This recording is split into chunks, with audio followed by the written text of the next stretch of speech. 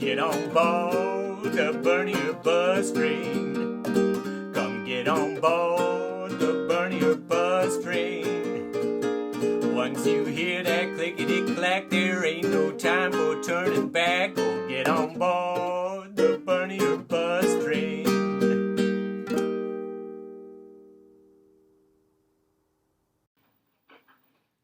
Good morning, USA, and welcome to another episode of the Bernie or Bust Show. Back in May of 2018, we have NBC News political reporter Jonathan Allen speaking on C-SPAN, and this is what he said about Bill Clinton. He says, Bill Clinton warned DNC chair to keep Democratic Party away from Bernie Sanders folks. Keep the power away. He was having a little chat with Tom Perez. And so not only is Barack Obama trying to meddle, not only is Hillary Clinton trying to meddle, we've got Bill weighing in now. Allen is the author of Shattered, Inside Hillary Clinton's Doomed Campaign. He said Perez had received explicit instruction from Bill Clinton to keep the hard leftists of the party from taking control of the party.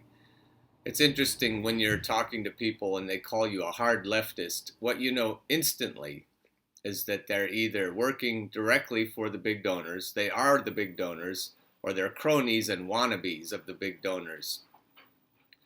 The DNC is unpopular with its own base. Half of the Democratic Party, or roughly half of the Democratic Party, felt like the DNC was unfairly tipping the scales in the last presidential election, trying to get Hillary Clinton nominated, trying to hurt Bernie Sanders.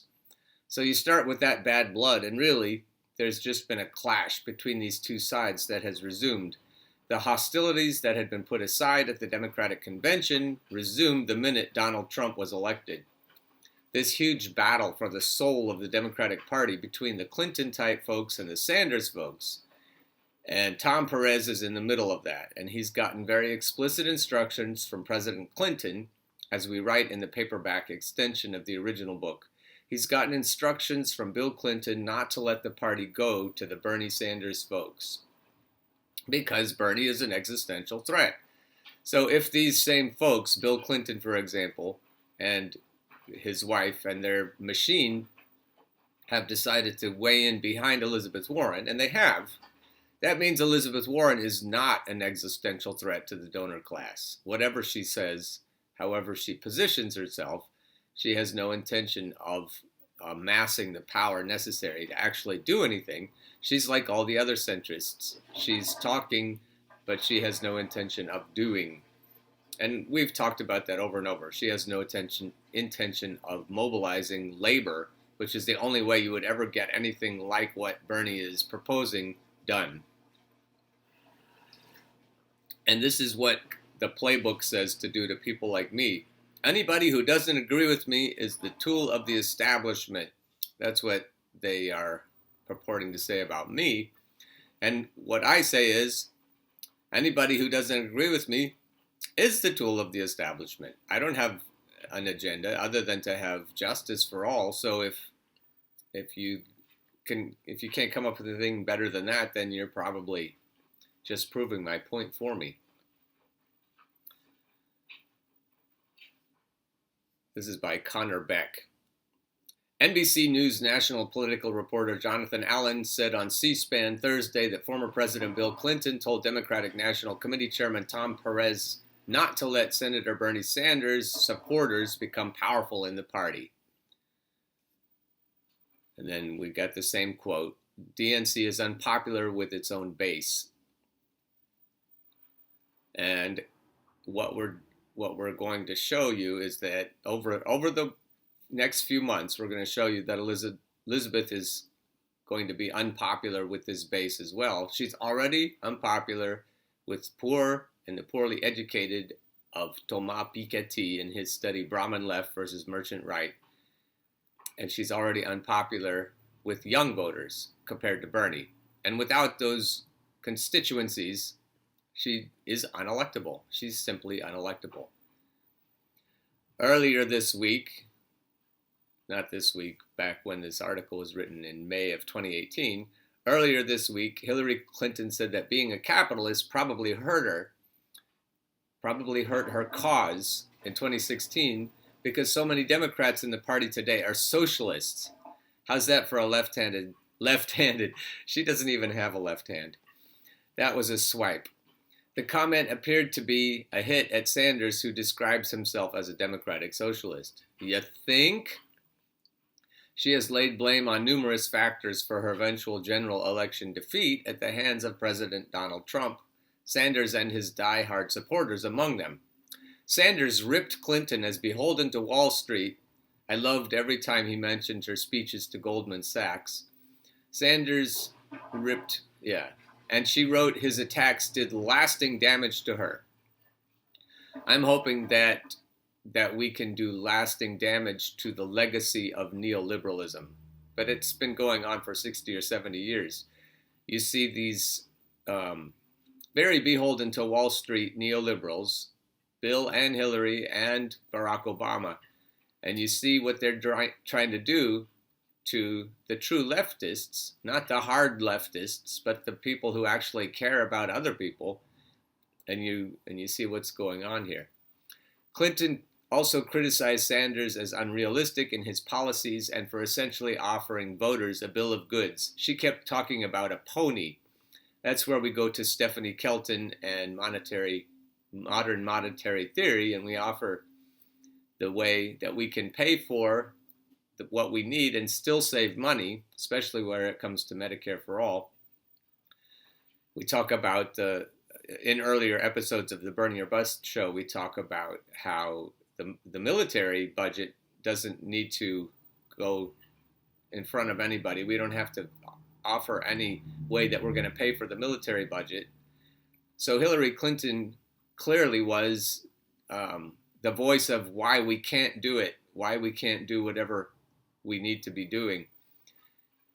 Yesterday I mentioned that Elizabeth Warren doesn't think that she's going to have Medicare for all until 3 years go by. And so she's also of the party of can't.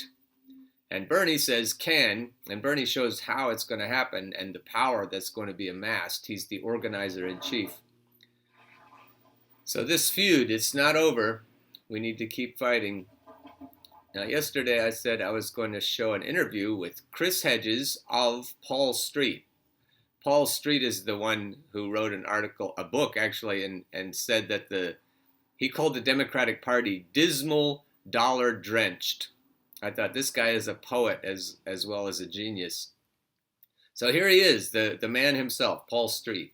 Wall Street. The Democratic Party, at the end of the day, it's not so much feckless or stupid. It's not that it doesn't know how to win. It's corrupt. It's owned by a small cadre of campaign. A small cadre of campaign owners by the unelected dictatorship of money, which runs both parties in this country, and it has a business model. And they're full-grown adults. They know what they're doing. They know what they're about, and they would rather lose to the right wing, even a neo-fascistic, Christian, eco-apocalyptic right wing dedicated to burning every last fossil fuel on this planet, I guess, which will bring us closer to the Christian Armageddon, and we'll find out who's saved and who's the damned. They'd rather lose to that horrific, hyper-dangerous right-wing Republican Party than lose even to a mildly progressive social democratic left within their own party. The Trump administration did not rise prima facie like Venus on a half shell from the sea. Donald Trump is the result of a long process of political and cultural and social decay. He is a product of our failed democracy. The longer we perpetuate the fiction that we live in a functioning democracy, that Trump and the political mutations around him are somehow an aberrant deviation that can be vanquished in the next election, the more we will hurtle towards tyranny. The problem is not Trump.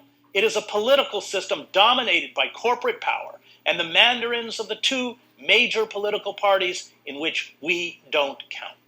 We will wrest back political control by dismantling the corporate state, and this means massive and sustained civil disobedience like that demonstrated by teachers around the country this year. Yeah. If we do not push back by building a militant and radical left, We will enter a new dark age, one that will end in ecocide and the extinction of the human species. With me to discuss the imperative of new forms of resistance is Paul Street. He is the author of numerous books, including Radical Oppression in the Global Racial oppression. I keep wanting to say that. And I want to read this book. I haven't read it yet. Metropolis, The Empire's New Clothes, Barack Obama, in the Real World of Power, and They Rule the 1% versus Democracy. Paul. So let's talk about the failure of the left, which you've written, I think, quite presciently about. How would you describe the bankruptcy of the American left? Well, there's the question of whether there really is a left in the United States of America right now. That phrase is thrown around with incredible looseness, and I never know entirely what it means. What I think it means is labor. I think left means you use labor to make some sort of democracy. If you don't mobilize labor, if you have no plans to get more and more and more of the labor force organized in unions, real unions, then you don't have a left. You have lip service. In the official dominant media politics culture, it refers, I suppose, to the Democratic Party. And as I said at the Left Forum the other day, calling the Democratic Party the left is like calling the Pork Producers Association a vegan a lobbying organization.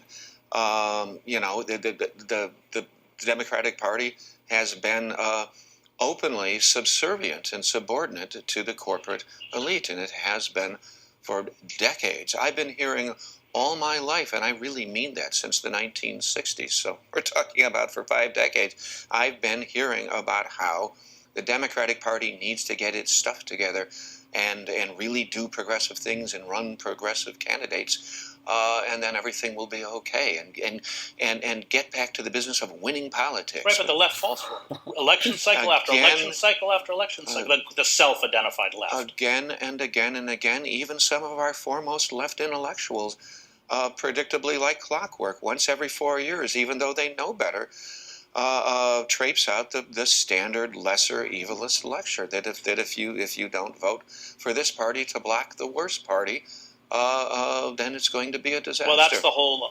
Democratic Party strategy vis-a-vis Trump. They're not proposing anything substantial. They're just hoping that Trump, being Trump, will implode.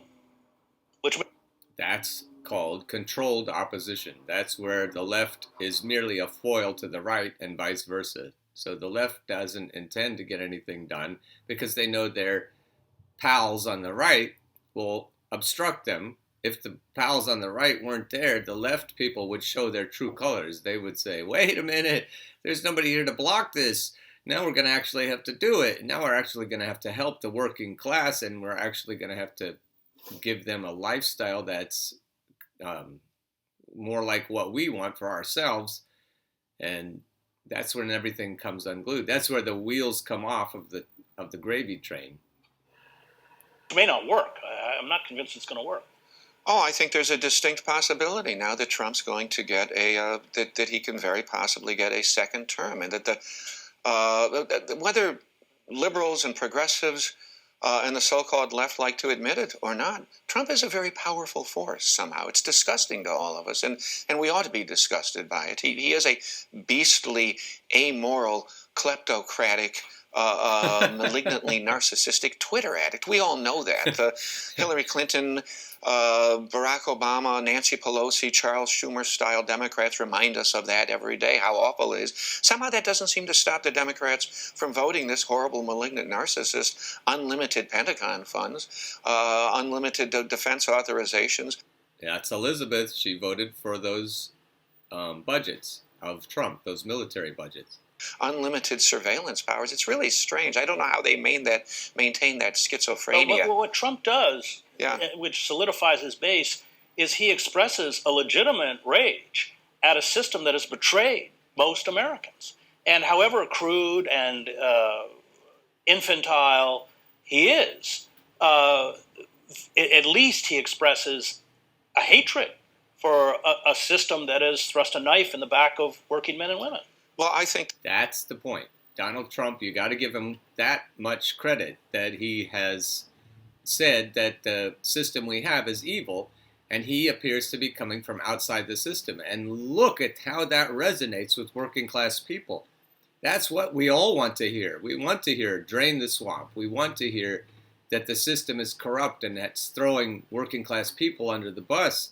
We want to fix that. So anyone who even dangles the hint of it, Obama dangled hope and change, which he had no intention of doing. I don't know what Donald Trump's intentions are, but we're not getting hope and change under him either. So if we have somebody who will promise it and then work with labor to deliver it, then that's what we need to do. I think Paul Street is a little more skeptical than many leftists, and that's what makes him more credible.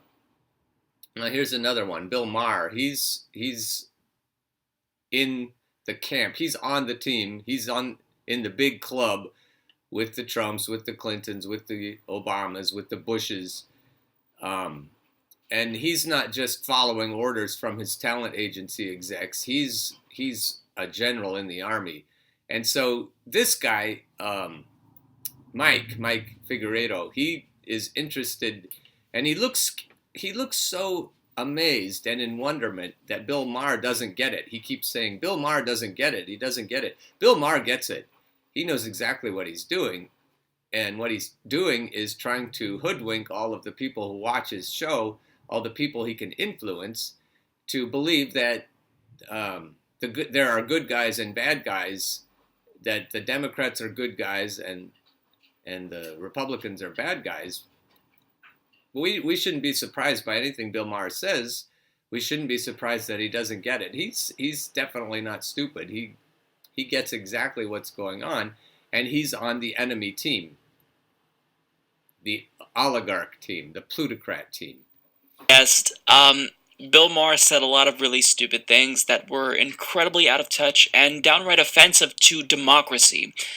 So we'll go ahead and hear what he had to say, and then when we come back, we'll talk about it. I feel like we spent all of 2017 still stuck in 2016. I agree. Can we put the Bernie, Hillary thing aside, that great divide? I mean, that's what all the controversy was with your book, that the elections the primaries were rigged. And, You know who that is, Donna Brazile. She actually comes out sounding less corrupt here than Bill Maher. It doesn't matter, first of all, now. It's over. Matter. And also he just said it doesn't matter that the game was rigged. I don't know if you caught that. With your book, that the elections the primaries were rigged. And, it doesn't matter, first of all, now. It's over. And also the policy differences between the Bernie folks and the Hillary folks were really small. They were really small to begin with. The policy differences between Hillary and Bernie were really small to begin with. What you don't understand is that Bernie actually wants to put his policies into place. Begin with. That's another thing that could hold us back. Well, Bill, after a presidential campaign, we should assess what happened. The Republicans did an autopsy report. I assumed that the Clinton campaign would do their form of autopsy. But as chair of the Democratic Party, I felt a responsibility to tell my story. I was chair. Yeah. I became chair because the party was hacked. The country was hacked. And so the party was hacked. The country was hacked. Come on, Bill. This notion that somehow or another I cannot tell my story, the story of the Democratic National Committee, in a year that Donald Trump won by less than 100,000 votes, the party needs to examine that. And then I believe we can heal. You cannot heal an open wound by just dressing it. You have to analyze it, talk about it, all of it, and then I think we can move forward.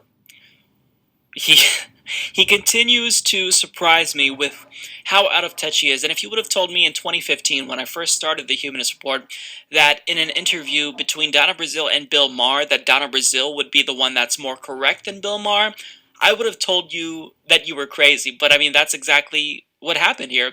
Donna Brazile was more correct, and she stated that, you can't just move on from something without addressing it. How can you restore trust in the DNC if you don't address how they lost that trust to begin with? So first of all, he says, can we put the Bernie and Hillary thing aside? We would all love to put the Bernie and Hillary thing aside, Bill. The problem is that Bernie Sanders supporters and progressives, generally speaking, are still shunned from the party. The reforms needed to put that Bernie and Hillary thing aside have not been carried out yet. So we still have a lot of states with closed primaries. We still have super delegates. These are things that disproportionately hurt independents, who are most likely to vote for Bernie Sanders or support the more progressive left-leaning candidate. So until the Democratic Party actually stops turning away voters, then we still have to talk about this. But in addition to that, the Democratic Party and the DNC, they're still actively trying to harm progressives. Tom Perez, just a couple of weeks ago, even though we got sidetracked from the Donna Brazile bombshell, well, Tom Perez just purged progressives from the DNC, and he did this under the guise of increasing diversity within the DNC, while not explaining to us why he purged the first transgender woman that served on the DNC. He didn't explain to us why James Zogby was fired, the only Arab American serving in the DNC. So of course, he did this because he didn't want anybody serving in the DNC who wasn't loyal to him or the establishment. And we already saw what Bill Clinton had to say about that. Now this show here with Mike is November 2 years ago. So that's what was happening 2 years ago. So now, moving on, he also said that when it comes to the primary being rigged, quote, "It doesn't matter now." The rigging of the primary doesn't matter now. That's over. It's done. I don't understand. For someone who claims to care about democracy, because he rails against how Russia used memes to sway the election against Hillary Clinton all the time, how can you say that it doesn't matter now when democracy was undermined? That is insane. And there's a couple of reasons why it still matters. First of all, the DNC, in rigging the primary against Bernie Sanders, and specifically for Hillary Clinton and against all of her opponents, the DNC lost trust of their core base. And if you actually do want them to defeat Republicans, Bill, like you constantly say you do, then voters need assurance that this will never happen again. Now, another reason why it matters is because if the primary wasn't rigged, if the race was fair, Bernie Sanders might have actually beaten Hillary Clinton. And do you want to know who would be president right now if he actually was able to defeat Hillary, Bill? It would not be Donald Trump, it would be Bernie Sanders. And you claim to hate Donald Trump so much. We all do. Donald Trump is a monster. The reason why we have Donald Trump is because the DNC decided that they would rather lose with Hillary Clinton than win with Bernie Sanders. So how can you just say that it doesn't matter now, when all the polls showed that Bernie Sanders would have beat Donald Trump, when you knew that rigging a primary would not bode well for Hillary Clinton in a general election? Look at that guy. He's not crazy. He's crazy like a fox. He wants to keep the money in his own pocket. He wants to keep all of us enslaved, indentured servants. He wants to keep us all working for his benefits. He's in the club. He wants his fellow club members to be able to keep reaping the harvest that our lives provide. He's not crazy. He's not stupid. He knows exactly what he's doing. Hey, you Bernie supporters, why don't you just put all this behind you? He knows, like John Cowan of Third Way, like Neera Tanden of Center for American Progress, he knows that Bernie Sanders is an existential threat to him. He's an oligarch. He's not stupid. How can you say it doesn't matter?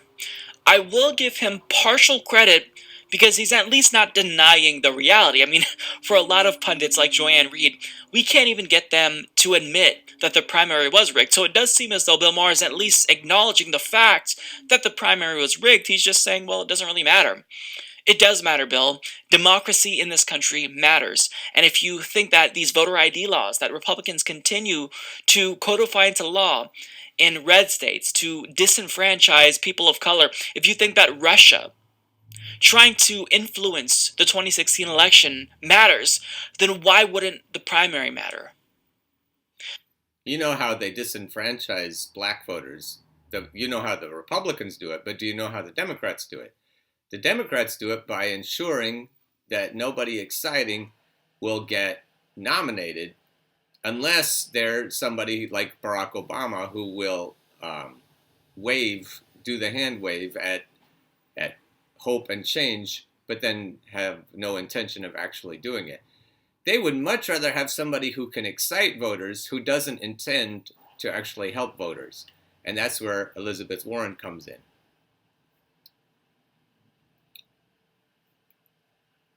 Now, this is where Bernie Sanders and the differences between Bernie Sanders and Elizabeth Warren come into stark contrast. I showed you this article yesterday. I didn't really unpack it. This is why Bernie Sanders, I love his hair in this picture. This is why Bernie Sanders is more potent in a general election by far than Elizabeth. So this is 2019, but it's May of 2019, so a few months ago. Bernie Sanders and Donald Trump, though diagonally opposed, appeal to the same base, the average American. They both stated that the system is rigged, and that's sort of what Chris Hedges was saying, that Donald Trump also says that the system is rigged.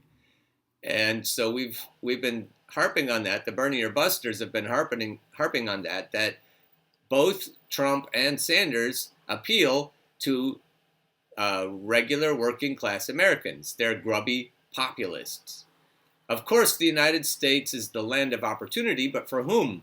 The United States is the place where the son of a Cuban immigrant can become the richest person in the world, Jeff Bezos, or a college student with an innovative application can become a mega billionaire, Mark Zuckerberg. These are exceptional people. If you are an average person driving a truck, and I think this example of driving a truck was picked on purpose because so many people, this is probably the most people doing this job, driving a truck, and then teachers. If you're in one of those categories, you're part of a very, very big group. Chances are that you will spend your life trying to make ends meet. They don't want truck drivers and teachers to end up comfortable. They won't work as hard if they're comfortable. The world is fascinated by American exceptionalism. However, the system is exceptional for exceptional people, but not for the average Joe. Unfortunately, the majority of people in this world and in the United States are average and not exceptional. Of course, there is the American dream, but the question is, how many people can live it? Though the United States is the world's superpower with the most important military and largest economy in the globe, it lags behind in many aspects. In U.S. News and World Report, there's a study published that's compiled by BAV Group, a unit of global marketing communication, and there's another company, VMLY&R, and the Wharton School of the University of Pennsylvania. And this report ranks the best countries in 2019 for quality of life. Looks at access to food, housing, education, healthcare, and employment, as well as intangibles such as job security, political stability, individual freedom, and environmental quality. So Canada, the United States neighbor, ranked first. United States ranked 17th. Now we go to blue-collar Americans, especially blue-collar white Americans, and in the Rust Belt states. They voted for Donald Trump because they're facing an existential threat. They lost their jobs either to offshoring, or it says here to immigrant flow, which isn't actually true, but that's a common perception, a misperception, or to automation, which is true. And that problem will be much worse going forward. With each phase of industrial or technological revolution, jobs are lost and new jobs are created. And then on and on. Okay, so talks about basic education. And if you really want to solve this problem, that's where we have to solve it. I'm a lifelong educator, and so that part of this article resonated with me. I urge you to read the whole article. It's not that long. And then you can see why Bernie Sanders and Donald Trump are both talking to the same people. And if Elizabeth won't talk to them, then you're not going to have the support that you need to defeat Donald Trump. Another thing I haven't heard much about is that Bernie Sanders' appeal to black voters is much higher than Donald Trump's appeal to black voters. And so if it comes down to a head-to-head, and there's nobody other than Bernie, to talk to the people, South Carolina, for example, that Pete Buttigieg is dismally failing with, and so is Elizabeth Warren dismally failing with, then that should be a key for the strategists, for the armchair quarterbacks in the Democratic Party. They should, if they really do want to beat Donald Trump, and clearly the higher ups in their party clearly don't care about defeating Donald Trump as long as they can keep Bernie out. That's where Bill Clinton is. Then what you've got here is, if you really do want to defeat Donald Trump, you have to understand that Bernie is going to do much better against, with regard to black voters, than will Donald Trump. All right, I've always got more stuff to show you and to talk with you about, but I think I'm going to leave it there. So today, remember, we started off with Bill Clinton as part of this big club, and we try to show you why this big club doesn't ever want to let its thumb off of our puny heads, off of the heads of the working class. And that's why we need this man here with his fist upraised, with his tousled hair, with his true intentions to help us all. That's why we need to not just elect this man, we need to nominate this man in the Democratic primary process. So that's why we only have a little bit of time left to get this done, to show the suburbanites, to show the comfortable middle-class Democrats that this is the only solution to Donald Trump. Please help me in getting the word out. We have to spread this word, or we're stuck. And our climate change problem is stuck, and our military-industrial complex is stuck. Children in Palestine are stuck. Children in other parts of the world, where the places that have oil, the places where we need to flex, we think we need to flex our military muscles. The whole world is stuck if we don't unite behind Bernie. So don't just keep on burning, keep on Bernie or bustin' with me, and get this word out around the blockade that Bill Maher represents, and Bill Clinton represents, trying to keep this word from reaching regular working class Americans' ears. That's all I got for today. I hope your week starts out brilliantly.